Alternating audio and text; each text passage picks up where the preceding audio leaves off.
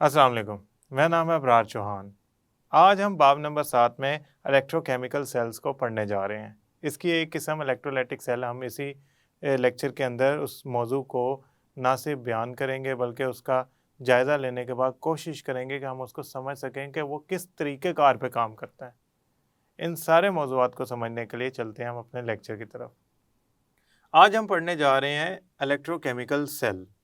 Electrochemical cell असल में एक ऐसा सिस्टम होता है, यानी कि कुछ चीज़ों का मजमूआ होता है जिसमें हम केमिकल एनर्जी को कन्वर्ट कर सकते हैं, तब्दील कर सकते हैं, बदल सकते हैं इलेक्ट्रिकल एनर्जी, यानी कि कीमियाई एनर्जी को हम इलेक्ट्रिसिटी में बदल सकते हैं या इलेक्ट्रिसिटी को बदल सकते हैं कीमियाई एनर्जी में, केमिकल एनर्जी में। आपने एक बात याद रखनी है कि इस सिस्टम में कुछ हिस्से होते हैं। दो इलेक्ट्रोड्स होते हैं जो इलेक्ट्रोलाइट में डूबे हुए होते हैं, और अगर तो वो इलेक्ट्रोलाइटिक एक ख़ास किस्म का सेल है तो वो बैटरी से भी जुड़े होंगे, और अगर मिसाल के तौर पे वो सेल किसी और किस्म का है, गलवानिक सेल है या वोल्टेइक सेल है, तो आपने याद रखना कि वो सेल ऐसा सेल होगा जिसमें बैटरी की जगह वो चीज़ लगी होगी जिसे करंट या इलेक्ट्रिसिटी देनी मकसूद है। अब हमारा यहाँ पे ये सवाल पैदा होता है कि इस सेल को किस तरह बयान किया जाए। ये अक्सर बोर्ड के इम्तिहान में एक इंशाइया तर्ज के सवाल के तौर पे भी आ सकता है। इसकी कोई एक किस्म, मसलन वो पूछ सकते हैं कि आप गलवानिक सेल या इलेक्ट्रोलाइटिक सेल, यानी कि गलवानिक सेल और वोल्टिक सेल एक ही हैं, उसकी मिसाल डैनियल सेल है, ये या इलेक्ट्रोलाइटिक सेल को तफसील से बयान करें। ये सवाल आ सकता है, या ये सवाल आ सकता है मुख्तसर कि इलेक्ट्रोलाइटिक सेल क्या होता है, गलवानिक सेल क्या होता है, या वोल्टिक सेल क्या होता है, या इलेक्ट्रोकेमिकल सेल क्या होता है, और उसकी इकसाम बयान करें। तो आज हमने ये काम करना है। तो मैं अपने मौजू का नाम लिखता हूँ यहाँ पे। आज हम पढ़ने जा रहे हैं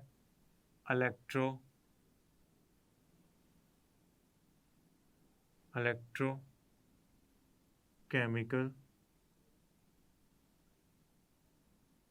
सेल। इसको यूं लिखेंगे, इलेक्ट्रोकेमिकल सेल। अच्छा, अब इसका नाम से ही जाहिर है, इसके नाम में दो चीज़ें लिखी हुई हैं। क्या? इलेक्ट्रिसिटी, केमिकल, यानी कि ये इलेक्ट्रिसिटी को केमिकल एनर्जी में और केमिकल एनर्जी को इलेक्ट्रिसिटी में बदलेगा। मैं आसान लफ्ज़ों में बताऊं, करंट के ज़रिए रिएक्शन करवाएं, रिएक्शन के ज़रिए करंट बनाएं, ये इसका मकसद है। बड़ा सादे अल्फाज में मैंने बयान किया है। सबसे पहले इसकी तारीफ करते हैं। इलेक्ट्रो केमिकल सेल एक ऐसा सिस्टम है जिसमें दो इलेक्ट्रोड्स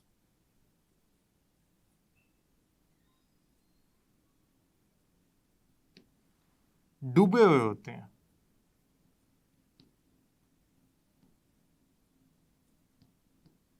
किसमें? इलेक्ट्रोलाइट में।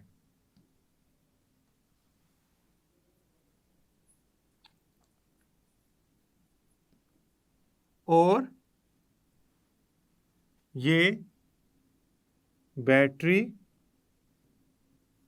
से जुड़े हुए होते हैं। ये होगा, ये वाली जो आखिरी बात मैंने की है ना कि बैटरी से इलेक्ट्रोड जुड़े होंगे, तो ये वहाँ पे जुड़े होंगे जहाँ पे आप इलेक्ट्रोलाइटिक सेल की बात कर रहे हो।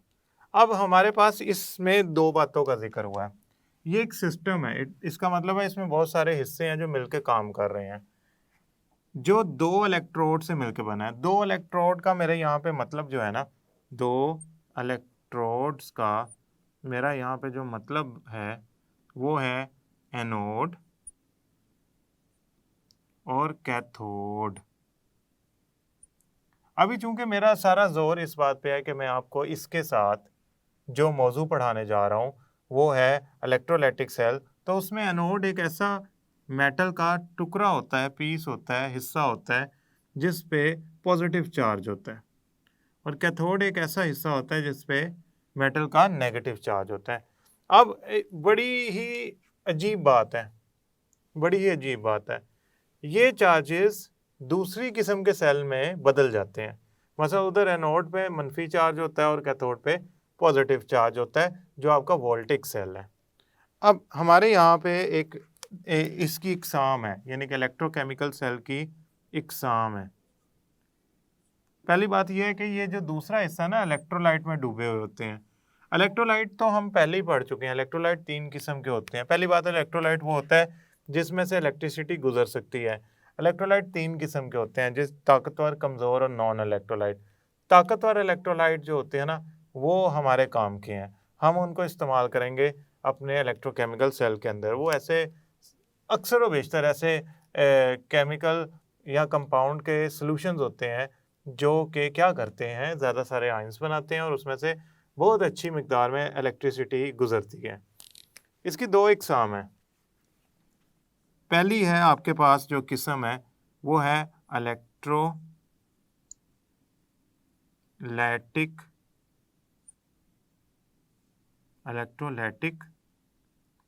सेल। इलेक्ट्रोलैटिक सेल जो होता है ना, वो असल में इंग्लिश का वर्ड है, लफ्ज़ है इलेक्ट्रोलैटिक सेल, जिसमें आप करंट गुजार के रिएक्शन करवाते हैं, यानी कि इसमें नॉन स्पॉन्टेनियस रिएक्शन होता है। दूसरा है हमारे पास गैल्वानिक सेल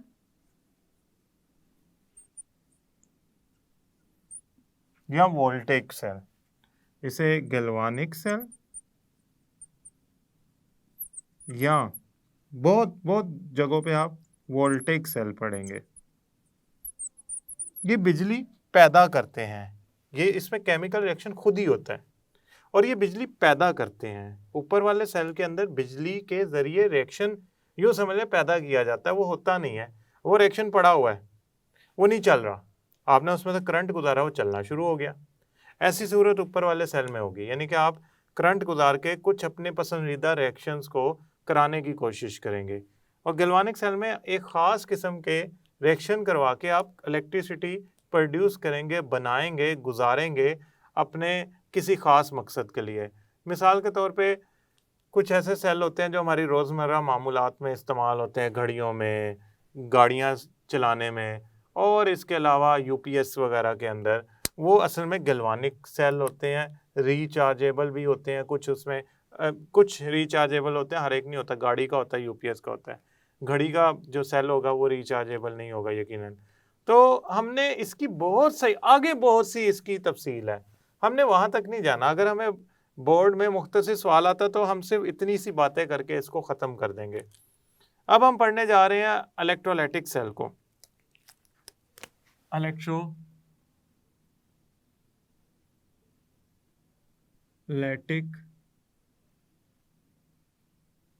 सेल।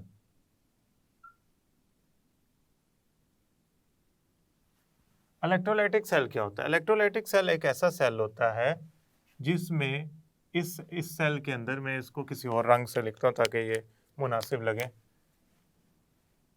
इस किस्म के इलेक्ट्रोकेमिकल सेल, मैं खाली सेल लिख देता हूँ, के अंदर इलेक्ट्रिसिटी के ज़रिए केमिकल रिएक्शन करवाया जाता है।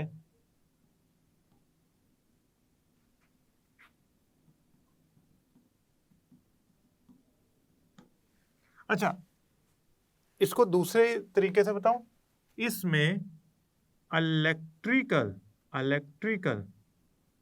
एनर्जी, यानी कि इलेक्ट्रिसिटी को, उसकी एनर्जी को बदल दिया जाता है केमिकल या कीमियाई एनर्जी में, केमिकल या कीमियाई एनर्जी के अंदर। अच्छा, इसमें ये जो केमिकल रिएक्शन करवाया जाता है ना, ये रिएक्शन इलेक्ट्रोलाइसिस या इलेक्ट्रोलिसिस कहलाता है। ये जो केमिकल रिएक्शन है इसको इंग्लिश में लिखेंगे इलेक्ट्रोलाइसिस। इसको यूं लिखेंगे इलेक्ट्रोलाइसिस।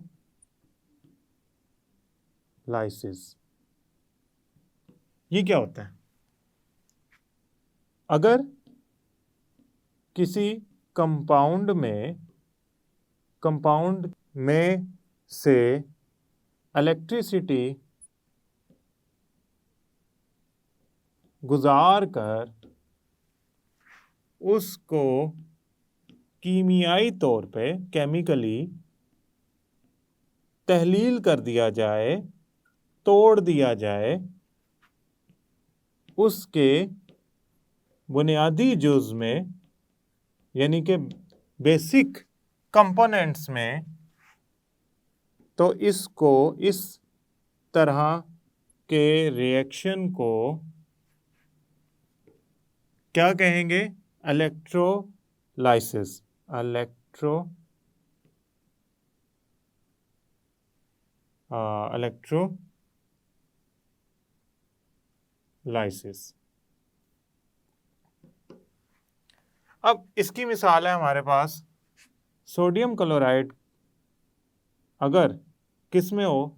लिक्विड फॉर्म में हो या लिक्विड की हालत में हो, मोल्टन हो, माया हालत में हो, पिघली हुई हालत में हो, तो वो असल में होता है सोडियम आयन की शक्ल में, क्लोराइड आयन की शक्ल में।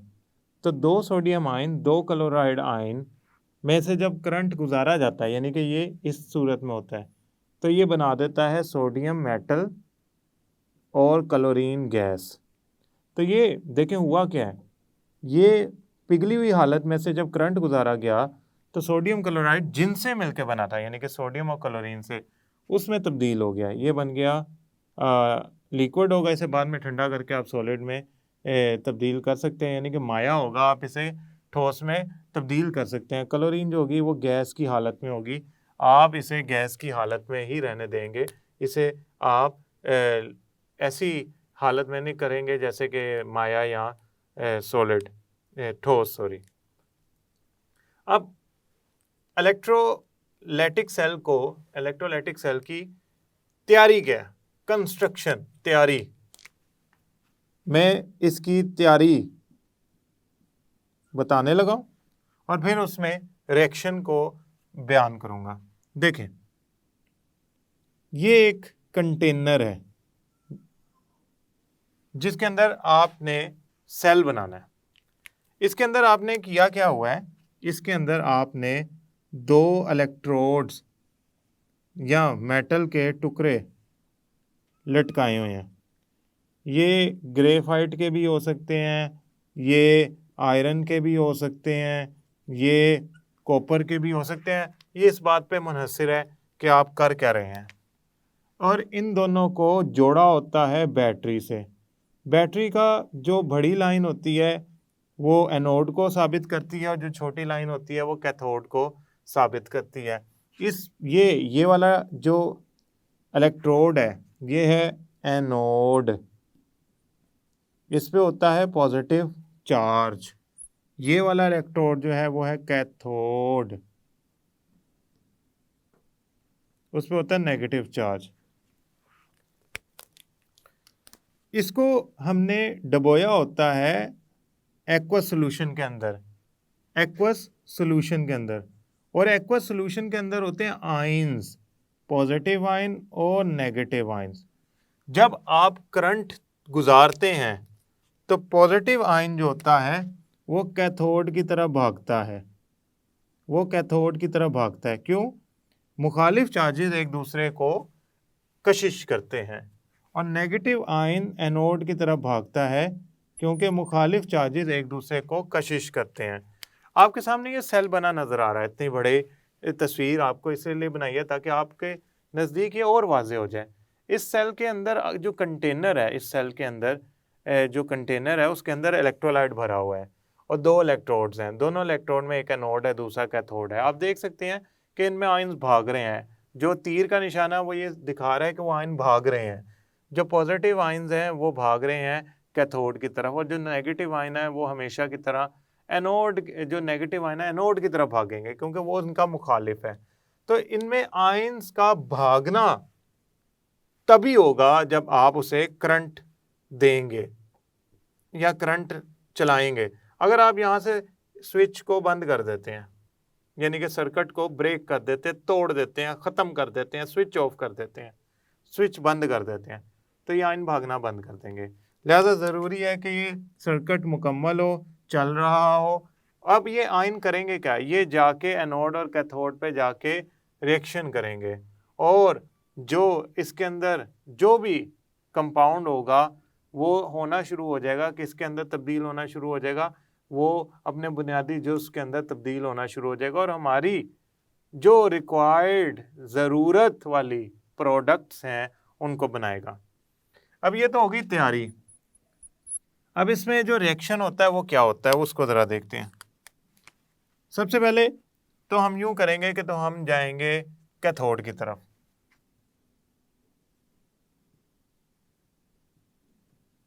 कैथोड पे क्या होता है ज़रा इसको देखते हैं। देखें कैथोड पे होता यूं है कि क्लोरीन, आपके पास कौन कौन, मैं सोडियम क्लोराइड डाला है ना, तो मेरे पास सोडियम आयन है, क्लोरीन आयन है। जो Cl माइनस आयन है वो कैथोड की तरफ नहीं जाएगा। उसकी वजह यह है कि नेगेटिव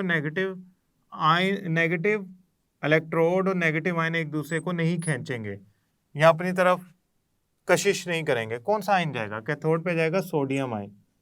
सोडियम आयन कैथोड पे जाके इलेक्ट्रॉन हासिल करेगा और सोडियम मेटल में तब्दील हो जाएगा। आप कहेंगे कि इलेक्ट्रॉन का हसूल रिडक्शन कहलाता है, तो कैथोड पे रिडक्शन होगी, कैथोड पे इलेक्ट्रॉन का हसूल होगा, ये आपने लिखना है बाकायदा। एनोड पे क्या होगा, एनोड पे जो चार्ज होता है वो होता है पॉजिटिव। तो पॉजिटिव चार्ज का मतलब ये है कि वहाँ पे जाके इलेक्ट्रॉन ले लिए जाएंगे। तो पहली बात ये है कि वहाँ पे क्लोराइड आयन जाएगा, सोडियम आयन नहीं जाएगा। वो इसलिए नहीं जाएगा कि सोडियम आयन पॉजिटिव इलेक्ट्रोड के साथ जो है वो कशिश नहीं करेगा बल्कि दिफा करेगा, दूर भागेगा।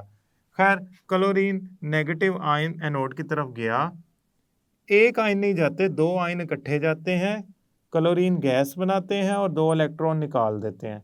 ये दो इलेक्ट्रॉन देखें, क्लोरीन गया इस तरफ, इधर इलेक्ट्रॉन निकाल दिए, बाहर खारिज कर दिए, ये इलेक्ट्रॉन भागते हुए इधर आए और इधर मौजूद सोडियम ने वो इलेक्ट्रॉन हासिल कर लिया। कितने इलेक्ट्रॉन निकाले हैं, दो।